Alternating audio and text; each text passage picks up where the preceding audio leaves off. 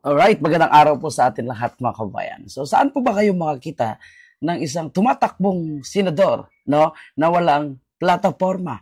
Ika nga, ang sabi po dito ng isang tumatakbong senador na pangalanan po natin na si Willie Revillame, wala daw po siyang plataforma sa kanyang pagtakbo sa pagkasenador. So ano pala ang kanyang gagawin? Mga kababayan po natin, kung sakaling siya po ay manalo sa pagkasenador. Pakinggan po natin mga kababayan ang parte po sa kanyang naging interview dito po sa isang TV network. Alam mo, yung bills na yan, The bills are hundreds ang of dami ng pages batas na long. ginawa eh. Nabago ba yung buhay na mahirap? Pero yung po ang trabaho ng isang senador mas legislative. Para saan? Para sa bansa? Ang dami na ang batas na ginawa. Ano ba ang trabaho natin? Di ba dapat gumawa ng mabuti sa kapwa?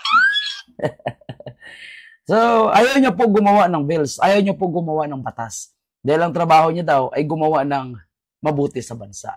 So, tama, marami naman talagang batas. Pero, alam mo, Willie Revillame, no, bilang isang mambabatas, kaya mambabatas yung tawag sa inyo senador, no? Ang trabaho niyo po ay hindi executive, kundi legislative. Mag-legislate ng mga panibagong batas, no? Para makapatulong, pagpapaganda po, no? Ng ating bansa, no? Magpapaganda sa mga batas, no? Ayusin ang dapat ayusin.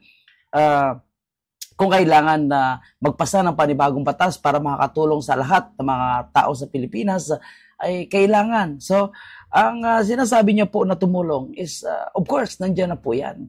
Pero mukhang iba ata ang trabaho, no, na gustong gawin ditong si Willie Revillame.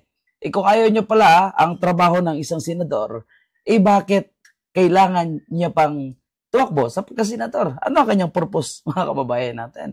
So, ngayon lang ako nakarinig ng isang senador na walang plataforma, no? At mukhang iba yung kanyang pagkakaintindi sa trabaho po ng isang senador. Mukhang magiging ayuda king ata ito, no? Mga kababayan po natin, itong si Willie Revillame. Dapat pala tumakbo na lang siya sa Kongreso. Sumama na lang sila ni Tambaloslos dahil ayaw niya gumawa ng batas eh. Gusto niya na lang tumulong. So, pwede naman, tumulong ka ng tumulong. Baka gusto niya, mag-ayuda ng ayuda na lang siya, di ba? Kaya ka nga public servant eh. But yeah, that's the Senate's main role. Legislative chamber siya. Yun. Kaya gagawa ka ng batas para sa mahirap. Di ba? Legislative chamber po ang Senado. Pero si Willie Revillame, ang hirap, no?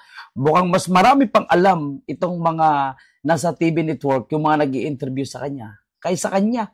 No? Obvious po na ito yung mga literal na sinasabi ni Marcos Jr. na talagang hindi dapat bigyan ng COC. Diba?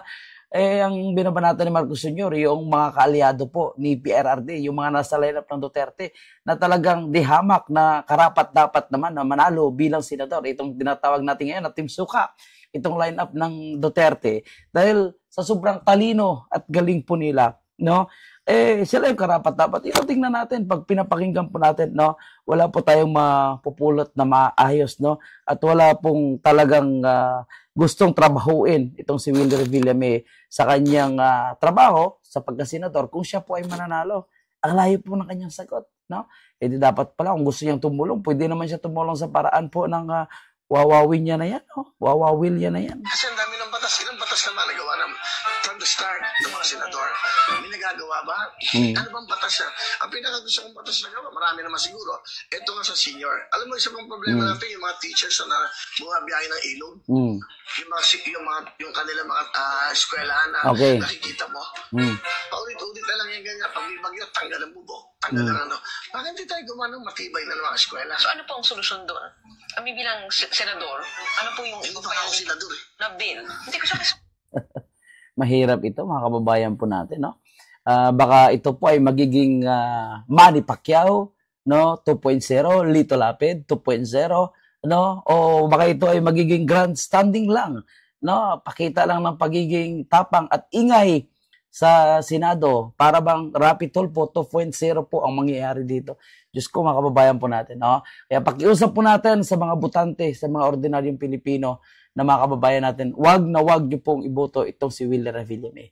Wag niyo pong gawin yan dahil masisira ang buhay niyo. Ngayon, naintindihan po natin, kung hindi po siya inendorso ni Tatay Digong, maintindihan po natin kung bakit si Willie Revillame ay hindi po inendorso ng Team Duterte, ng PDP, no? Dahil po sa kanyang angking ugali at katangahan, no? Na ngayon pa lang ay nagpapakita na walang alam sa trabaho ng pagiging isang senador. Yon. Maraming salamat at yan po yung ating panibagong update. Focus lang po tayo, doon lang po tayo sa Duterte lineup, Team Suka po tayo para sa tunay na pagbabago. At para may pagpatuloy po yung nasimulan ni dating President Duterte na ngayon ay binodol ni Marcos Jr. Thank you.